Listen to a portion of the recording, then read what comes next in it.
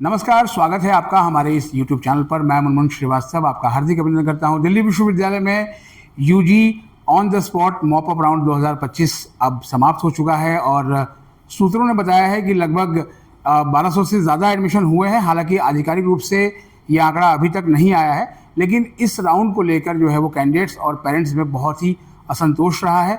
और ये जो राउंड है वो ड्यू के ईसी सदस्यों की वजह से ही आया था, क्योंकि ये मुद्दा ईसी में उठा था। और हमारे साथ मौजूद हैं ईसी के एक सक्रिय सदस्य सुनील शर्मा, और उनसे जानेंगे कि उनकी नज़र में ये राउंड जो है वो कैसा रहा। क्या जो उम्मीदें ड्यू के वाइस चांसलर ने लगाई थी इस मॉप अप राउंड से वो पूरी हुई। स्वागत है सुनील जी हमारे चैनल। नमस्कार जी। पहले तो मैं हमेशा की तरह आपके चैनल का बहुत बहुत आभार प्रकट करना चाहता हूं कि आपके माध्यम से दिल्ली विश्वविद्यालय के शिक्षा जगत और विशेषकर विद्यार्थियों का बहुत लाभ होता है, और इसलिए आपका चैनल एक विश्वास का पात्र दिल्ली विश्वविद्यालय में विद्यार्थियों के बीच में बन गया है। जैसा कि आपने बताया कि पिछली एग्जीक्यूटिव काउंसिल के अंदर हमने इस मुद्दे को बड़ी जोर शोर से उठाया था, और ये दिल्ली विश्वविद्यालय के वाइस चांसलर की दूरदर्शिता और उनके पास्ट एक्सपीरियंस का ही उदाहरण था कि उन्होंने मॉप अप राउंड को एक नए तरीके से, जिसको MIP यूनिवर्सिटी के तहत या दूसरी यूनिवर्सिटी के तहत काउंसलिंग, एडमिशन थ्रू काउंसलिंग का एक प्रोजेक्ट बनाकर हमारे सामने बताया कि अगर कॉलेज वाला मॉप अप राउंड ठीक से नहीं हो पा रहा है, जिसमें 2 सीट के बदले में 4-4, 5-5 हज़ार सीटें स्टूडेंट उनको अलॉट कर दिए गए थे, तो वो फेल हो गया था। तो दिल्ली विश्वविद्यालय की एग्जीक्यूटिव काउंसिल ने, हम सब लोगों ने वाइस चांसलर साहब के इस कदम का बड़ा स्वागत किया और उनको कहा कि वो ऐसा करें, क्योंकि इसमें हमें एक नयापन मिल रहा था। हमें लग रहा था कि बच्चों को वहाँ पे बहुत सारे काउंटर मिलेंगे। जैसे ऐसे तो आज के टाइम पे वैसे भी एक नया कॉन्सेप्ट पब्लिक चॉइस कॉन्सेप्ट का होता है कि बहुत सारे प्रोडक्ट आपके पास होते हैं, बहुत सारे काउंटर्स आपके पास होते हैं, जिनमें से आपको जो पसंद होता है वो प्रोडक्ट भी आप ले सकते हैं और उस काउंटर पे जाकर अपने मनपसंद चीज़ों का भी ले सकते हैं। तो ये एक अच्छा आइडिया हमको मिल रहा था। और वाइस चांसलर साहब ने जब ये कहा कि इसको हम यहीं स्पोर्ट्स कॉम्प्लेक्स के अंदर मल्टीपर्पज़ हॉल के अंदर करेंगे, तो हमें अच्छा लगा था। हमें लगा था कि 9,000 सीट जो दिल्ली विश्वविद्यालय जैसे पब्लिक फंडेड इंस्टीट्यूशन के अंदर, और आप ये देखेंगे कि ये जो जितनी भी 9,000 के करीब सीटें हैं, इसमें से ज़्यादातर सीटें SC ST OBC PWD और EWS वाले स्टूडेंट की थी। तो पब्लिक फंडेड इंस्टीट्यूशन के अंदर जहाँ मिडिल क्लास, लोअर क्लास का बच्चा पढ़ता है, यहाँ फीस देनी भी मुश्किल हो जाती है, लेकिन यहाँ से फीस माफ़ी के कारण उसको हायर एजुकेशन मिलती है। तो ऐसे में ये सारी सीटें इस मेथोडोलॉजी से पूरी हो जाएंगी। लेकिन जैसा कि मुझे भी सोशल मीडिया के माध्यम से, क्योंकि एग्जाम एडमिशन ब्रांच ने अभी तक कोई आधिकारिक आंकड़ा, जैसे कि आपने भी बताया और मैंने देखा नहीं, कोई आधिकारिक आंकड़ा अभी तक हमारे साथ साझा नहीं किया। सोशल मीडिया के माध्यम से यही पता चल रहा है कि 1200 से 1500 के बीच में उसमें एडमिशन हुए हैं, लेकिन 9,500 सीटों में से 1200-1500 में एडमिशन हुए हैं। तो ये दिल्ली विश्वविद्यालय के लिए और सरकारी संस्थाओं के लिए कोई सुखद बात नहीं है जी। एक भी सरकारी संस्थाओं के अंदर एक भी एडमिशन की ना हो पाना किसी एक गरीब होनहार बच्चे के साथ खिलवाड़ है और धोखा। मैं इस बात को मानकर चलता हूँ, क्योंकि अगर हायर एजुकेशन के अंदर किसी गरीब बच्चे का, मिडिल क्लास बच्चे का, ज़रूरतमंद बच्चे का अगर एडमिशन होता है, तो वो अपनी जीवन की किन ऊंचाइयों को प्राप्त कर सकता है, ये हायर एजुकेशन के माध्यम से हम सब लोग भली भांति परिचित हैं। होना ये चाहिए था, जैसा कि, और मुझे वहाँ पर जब वाइस चांसलर साहब इस बात को रख रहे थे, तो मुझे ऐसा लग रहा था कि हर एक बच्चे को ये चांस मिलेगा कि इतने परसेंटेज का बच्चा इस कॉलेज के डेस्क में इस पर्टिकुलर कोर्स के अंदर एडमिशन लेने के लिए पहुंच जाए, और आधा पौना घंटे के लिए उसके पास एक विंडो रहेगी उस कॉलेज में उतने परसेंटेज के बच्चों को एडमिशन लेने के लिए। अगर वे उस विंडो पर नहीं पहुंच पाते हैं, तो उससे नेक्स्ट परसेंटेज के बच्चों को उस कॉलेज की विंडो ओपन कर दी जाएगी। लेकिन जैसा कि अभी सुनने में भी आया, देखने में भी आया, सबसे पहले तो ये हुआ कि सबको एक साथ बुला लिया गया, सबको ईमेल के थ्रू, सोशल मीडिया के सोशल डिजिटल माध्यम से उनको इनविटेशन पहुंच गया। लोग 1500 किलोमीटर से 2000 किलोमीटर से यहाँ पर अपने बच्चों के साथ, माँ बाप भी आए, उनको भी लगा सुखद अनुभव की, और खूब भीड़ हमने वहां पर देखी 4-5 दिन। यानी क्रेज था कि डीयू में एडमिशन लेना, दिल्ली में एडमिशन लेना। बेशक से मैं ये मानता हूं कि हम 2 महीने लेट चल रहे हैं, लेकिन वहां की भीड़ देखकर, वहाँ विद्यार्थी और उनके माता पिताओं की संख्या देखकर ऐसा बिल्कुल अभी भी दिल्ली विश्वविद्यालय में एडमिशन, जैसा कुछ लोग कहते हैं कि दिल्ली यूनिवर्सिटी में एडमिशन नहीं लेना चाहते यार, तो ऐसी बात नहीं है, लेना चाहते हैं। लेकिन व्यवस्था अगर थोड़ी और उचित होती, जिस विजन के साथ वाइस चांसलर साहब आए थे, जिस विजन के साथ एग्जीक्यूटिव काउंसिल आई थी कि उनको एक विंडो, टाइम विंडो दी जाएगी, उतने में नहीं तो नेक्स्ट को चांस मिलेगा, उतने में नहीं तो नेक्स्ट को चांस मिलेगा, तो उस सूरत में मुझे लगता है कि फिर किसी को, बच्चे को सुबह 9 बजे आकर शाम के 4 बजे तक या 5 बजे तक अपने टर्न का इंतजार नहीं करना पड़ता कि मेरा आज नंबर आया है कि नहीं आया है।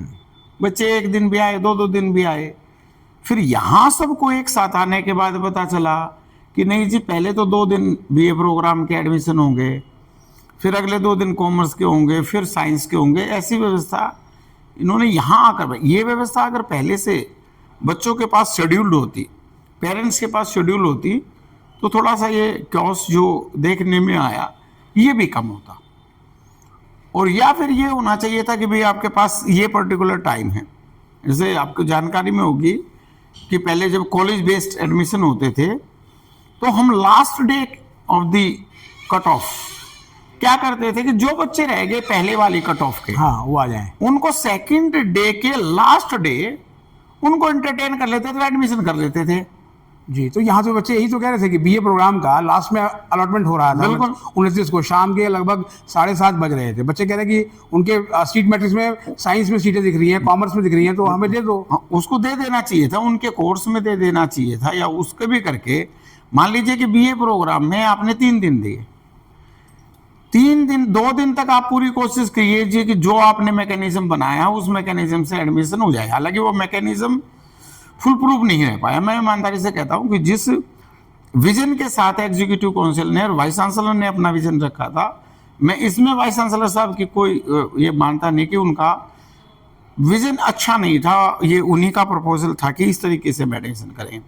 हालांकि उसके बाद भी हमारे पास कुछ प्रिंसिपल्स के मत आए कि नहीं, ये एडमिशन तो जी मॉप अप राउंड हमें डिसेंट्रलाइज तरीके से हमको ही करना चाहिए। हालांकि ये बात दूसरी है, अभी एक विवाद का विषय बना हुआ है कि दिल्ली यूनिवर्सिटी के अंदर एडमिशन ब्रांच सेंट्रलाइज एडमिशन करने की बात करती है, जबकि दिल्ली यूनिवर्सिटी का ऑर्डिनेंस 18 स्टाफ काउंसिल के माध्यम से एडमिशन करना कॉलेज का ही प्रीव्यू है आज भी। लेकिन त्यागी जी ने दिल्ली विश्वविद्यालय के अंदर बहुत सारे विशिष्ट कारनामे किए, हालांकि उन्होंने कुछ नहीं किया, लेकिन एक आधे विशिष्ट कारनामे किए। उन विशिष्ट कारनामों में से एक ये एडमिशन ब्रांच का कारनामा भी है जो प्रोफेसर त्यागी ने हमारे बीच में लेके आया। लेकिन मैं बताऊं कि लोग सीयूटी को भी काफ़ी अच्छा बुरा कहते हैं कि सीयूटी आने से, सीयूटी को एनईपी के साथ जोड़ के देख देते हैं, सीयूटी के आने से यहाँ पूरी एडमिशन पॉलिसी कोलैप्स हो गई है। मुनमुन जी, मैं ईमानदारी से कहना चाहता हूँ, मुझे कुछ भी साफ स्पष्ट कहने में कभी गुरेज होता भी नहीं है। दिल्ली यूनिवर्सिटी के अंदर जब से ये एडमिशन ब्रांच आई है, सीयूटी और नो सीयूटी, दिल्ली यूनिवर्सिटी के अंदर एडमिशनों का भट्ठा गोल हो गया। ये डिसेंट्रलाइज तरीके से पहले होते थे, डिसेंट्रलाइज तरीके से अभी भी होंगे। तो मैं ईमानदारी से कहता हूं, आपको भी बताता हूं, देखो 100% सीटें पहले भी नहीं भरी कॉलेजों में, कुछ न कुछ किसी न किसी कारण से रह जाती थी, लेकिन इतने कम नहीं रहती थी। और सबसे बड़ी बात है कि ट्रांसपेरेंसी जो गुड गवर्नेंस का सबसे प्राइम मोटो होता है, अभी तक विश्वास नहीं है पेरेंट्स को। जो ट्रांसपेरेंसी उन दिनों में आपको देखने को मिलती थी कि 0.25 पर भी अगर किसी बच्चे का गलती से ऊपर नीचे एडमिशन हो गया तो उस 0.25 पर आने वाले सभी बच्चों को एडमिशन देना पड़ता था। अभी आपको पता ही नहीं कि आपसे पहले वाले का कितना परसेंटेज था और आपके लास्ट वाले का कितना परसेंटेज है। यह समझ में तो कुछ है ही नहीं, किसी को पता ही नहीं। कॉलेज को नहीं पता कि कैसे एडमिशन हो रहे हैं, कॉलेज के प्रिंसिपल को नहीं पता कैसे एडमिशन हो रहे हैं। CUT भी इसमें जोड़ दिया गया, लेकिन मुझे तो सारा समस्या ये लगती है कि दोबारा से दिल्ली यूनिवर्सिटी को इसको बारे में सोचना चाहिए।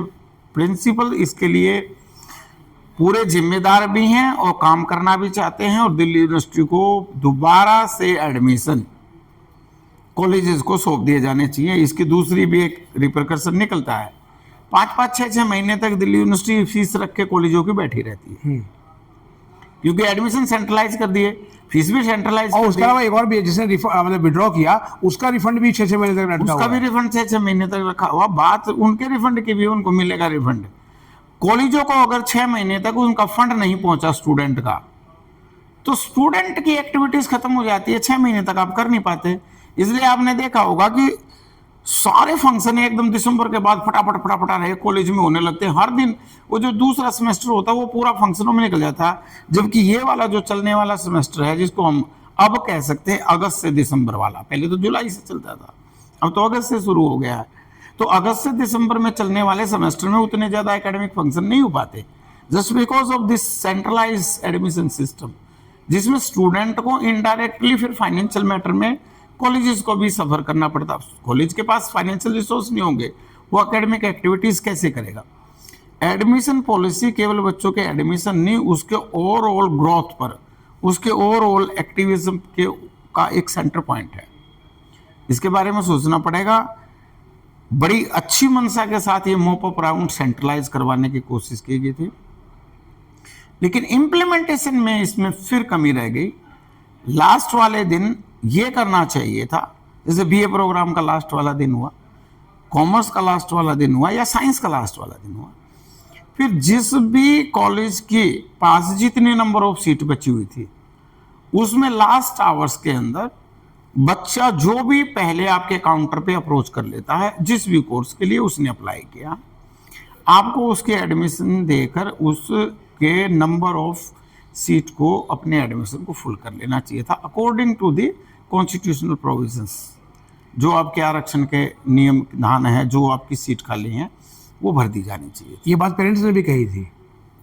निश्चित रूप से पेरेंट्स भी कहेंगे, पेरेंट्स भी यही चाहते हैं कि कम से कम, मैं कह रहा हूँ ना, दिल्ली यूनिवर्सिटी ने तो ये पास्ट में प्रैक्टिस की है ना, जब जो बच्चा फर्स्ट कट ऑफ में छूट जाता था, आपको ध्यान होगा, उसको सेकंड कट ऑफ के थर्ड डे शाम को लास्ट आवर के अंदर एंटरटेन कर देते कि अब अपने पास ये सीट रहेगी, ये फर्स्ट कट ऑफ में छूट गया था, परसेंटेज इसकी अच्छी है। ये मॉप अप राउंड परसेंटेज वालों का भी है ना जी, परसेंटेज इसकी अच्छी थी, सेकंड वालों से तो अच्छी थी, लास्ट का घंटा रह गया, अब पहले इनको फर्स्ट कट ऑफ वालों को एंटरटेन करते हैं, इनका एडमिशन करते हैं, अब उसके बाद एनालिसिस करेंगे अपने पास कितने नंबर ऑफ सीट बची हुई है, फिर नेक्स्ट कट ऑफ में अनाउंस कर देंगे। क्योंकि सेकंड वालों का भी क्लेम खत्म, फर्स्ट वालों को एंटरटेन कर लिया, वे भी अपने पास आ गए।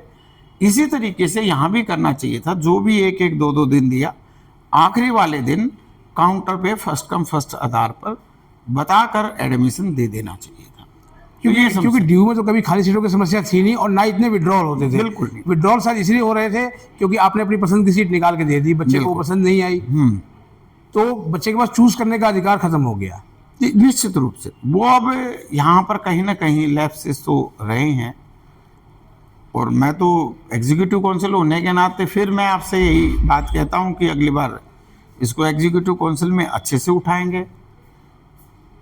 एडमिशन ब्रांच भी इसके बारे में पॉजिटिव होकर कुछ ना कुछ नई रिकमेंडेशन, अच्छी रिकमेंडेशन देगी, ऐसी हम आशा ही करते हैं, और अच्छे तरीके से सोचेगी, कुछ नयापन आएगा, कुछ टेक्निक्स में चेंज किया जाएगा और अच्छे सुधार किए जाएंगे, यही उम्मीद कर सकते हैं। डेमोक्रेसी में लोकतांत्रिक प्रक्रियाओं का ध्यान थोड़ा रखना पड़ता है, लेकिन ट्रांसपेरेंसी के साथ साथ ये सारे काम हो जाएं। तो ड्यू की एडमिशन में ट्रांसपेरेंसी सबसे बड़ा सवाल रहता था, बिल्कुल कभी सवाल ही नहीं उठा था। ये कभी नहीं उठा था, ये कभी नहीं उठा था। जब हमारा कॉलेज वाइज परसेंटेज डिक्लेयर होता था, बाकायदा अखबारों में छपता था, अखबारों में आती थी, ड्यू का जो प्रोस्पेक्टस होता था उसके अंदर लास्ट ईयर के परसेंटेज ऑफ हर एक कॉलेजेस की ये रही थी। स्टूडेंट के पास एक रोड मैप होता था हमारा भी जो दिल्ली यूनिवर्सिटी का जो पूरा प्रोस्पेक्टस छप के आता था, लास्ट ईयर इतने परसेंटेज पे एडमिशन हुआ, ये छप के आता था, ताकि स्टूडेंट्स को पहले से पता रहता था कि इस कॉलेज की इस कोर्स के अंदर इतनी परसेंटेज तक का भी जंप हो सकता है, तो पहले से माइंड सेट करके रखता था। हाँ, कि अब मुझे यहाँ सीयूटी मिल के सकता अंदर है। विड्रॉल का मैं बताऊं, सीयूटी के अंदर ये सेंट्रलाइज विड्रॉल का जो सबसे बड़ी प्रॉब्लम आपने कहा ना कि विड्रॉल बहुत हो रहे हैं। हाँ, अब उन्होंने देख लिया किसी ने कि आदित्य महाविद्यालय, नाम भी अच्छा है, महिला कॉलेज है, अच्छा है, प्रोस्पेक्टस में लिखा हुआ है 10 minutes away from the Rithala metro station. ठीक है, 10 मिनट का रास्ता है, तो ई रिक्शा भी होगी या कोई ना कोई और साधन होगा, उसमें कोई बात भी नहीं है, 10 ही मिनट में पहुंच जाते हैं।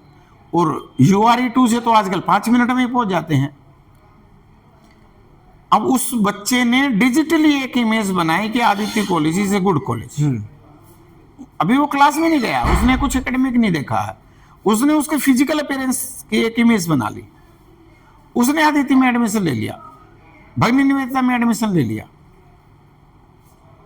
अब जो वो फिजिकली वहां पर जा रहा है, क्योंकि एडमिशन के टाइम पे तो गया नहीं, सब कुछ डिजिटल हो गया, जो फिजिकल वहां पर जा रहा है वो जाके देख रहा है ये तो स्कूल बिल्डिंग है,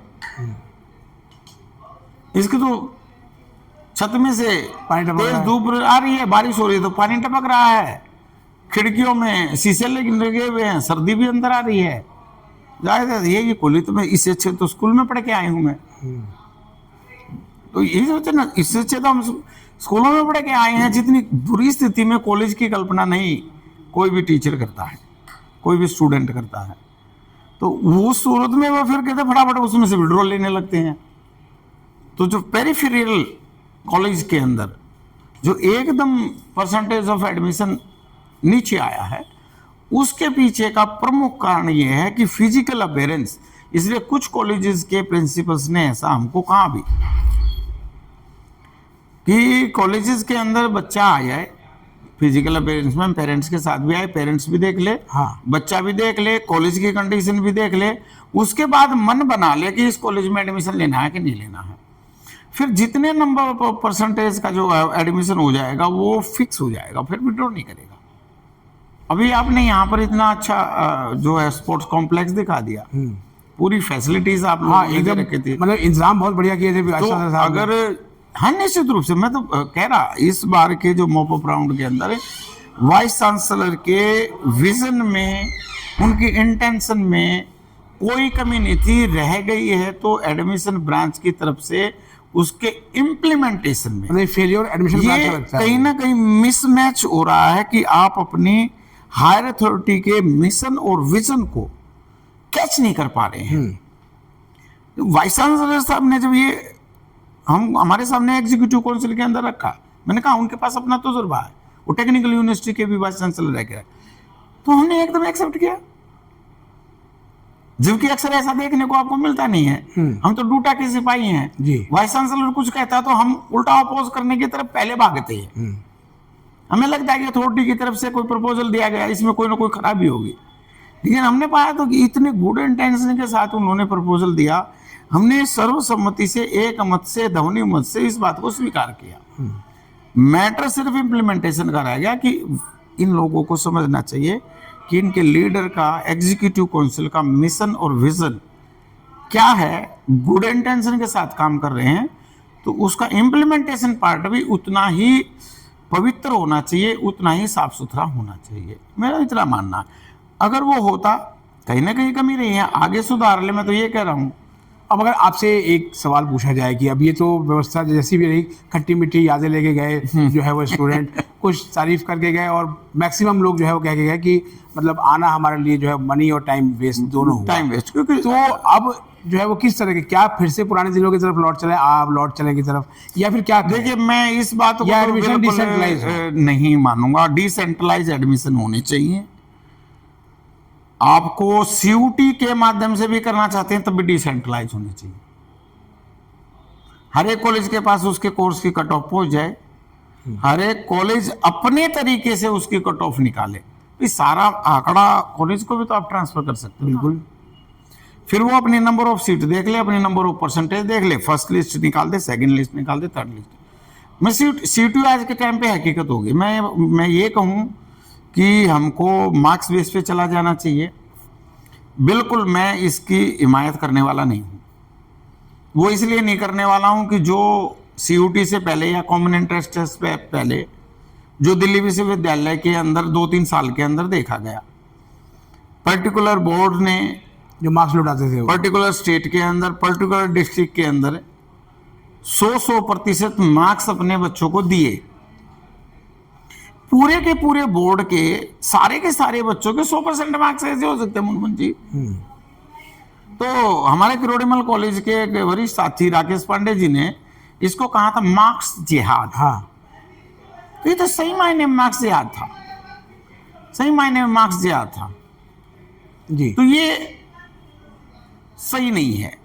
फिर अगर आप ये पहले दूसरे राउंड में ऐसा करने लगेंगे ना, तो फिर यह मेरिट भी नहीं आ पाएगी। फिर वही होगा, आज केरल का कोई स्टेट ऐसा कर रहा है, परसों तमिलनाडु का स्टेट कोई ऐसा करेगा, उससे अगले दिन कोई दूसरा स्टेट ऐसा कर सकता है। तो जो बच्चों को यहाँ पर दिल्ली यूनिवर्सिटी सेंट्रल यूनिवर्सिटी ना, सबको मौका मिलना नहीं, हर स्टेट के, हर जाति के, हर धर्म के, हर वर्ग के व्यक्ति को यहाँ पर बराबर का मौका मिलना चाहिए। एक पर्टिकुलर कास्ट, एक पर्टिकुलर रीजन, एक पर्टिकुलर रिलीजन, इसके लिए तो सेंट्रल यूनिवर्सिटी बनी, इसके लिए स्टेट यूनिवर्सिटी बनी है। आप दे दीजिए अपने 85% में, आप भरिए ना अपने यहाँ इनके सारे एडमिशनों को।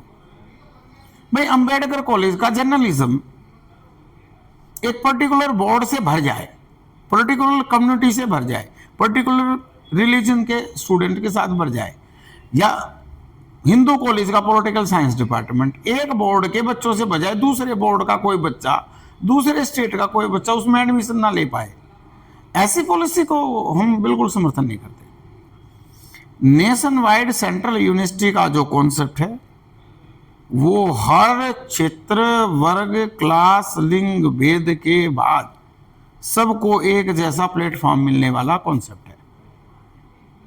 अगर स्टेट वाइज होगा तो कल को दिल्ली वाले मांगने लगेंगे कि हमारे कोई फिर 85% कर दीजिए। कुछ साल पहले उठी भी थी आवाज, कुछ साल पहले उठती भी रहती है, बीच बीच में ये केजरीवाल तो पूरा करने को 12 कॉलेजेस की हमारी लड़ाई उनके साथ किस लिए थी कि वो स्टूडेंट को सबसे पहले 85% सीट रिजर्व करना चाहता था।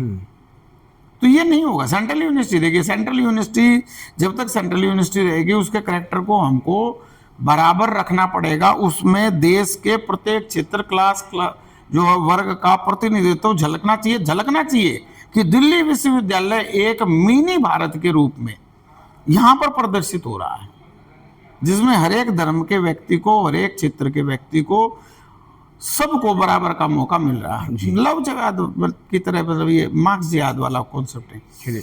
ड्यू सेट कर लें, सीयू सेट कर लें, लेकिन मैं फिर कहता हूँ ऑर्डिनेंस 18 के तहत स्टाफ काउंसिल के अंदर एडमिशन करना कॉलेज का काम है, कॉलेज को करने दीजिए। क्यों पढ़ाना? मैं आपके माध्यम से यही रिक्वेस्ट करना चाहता हूँ, कॉलेज को वो एडमिशन करने दीजिए। आपने बड़ा अच्छा एक्सपेरिमेंट 3-4 साल का चला कर देख लीजिए त्यागी जी का। त्यागी जी का पूरा ही टर्म एक फेल्योर टर्म है। उनका ये एक्सपेरिमेंट भी मैं ईमानदारी से कह रहा हूँ फेल्योर है। इसमें योगेश सिंह जी का कोई क्रेडिट नहीं है इस एडमिशन ब्रांच में। ये त्यागी जी यहाँ पर हम लोगों के ऊपर थोप के गए थे। ये थोपी हुई चीज़ों में नहीं चलता है। वैसे भी ओवर सेंट्रलाइजेशन किसी भी चीज़ को लेके ठीक नहीं होता। अगले साल इसको अच्छी तरीके से रखा जाएगा। इस डिसेंट्रलाइज वाले पॉइंट को हम भी रखेंगे एग्जीक्यूटिव काउंसिल में, और वाइस चांसलर साहब इसको माने।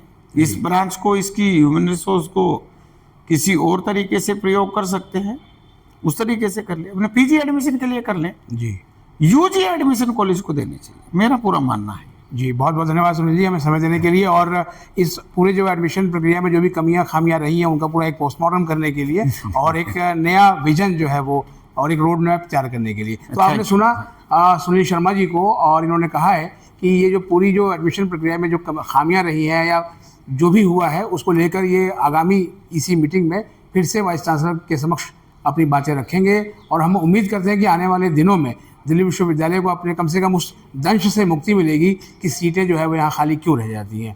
हमारे चैनल पर नए हैं, चैनल को सब्सक्राइब कर लें और इसे अपने दोस्तों के बीच शेयर करें। मिलते हैं एक और एपिसोड के साथ, तब तक के लिए नमस्कार।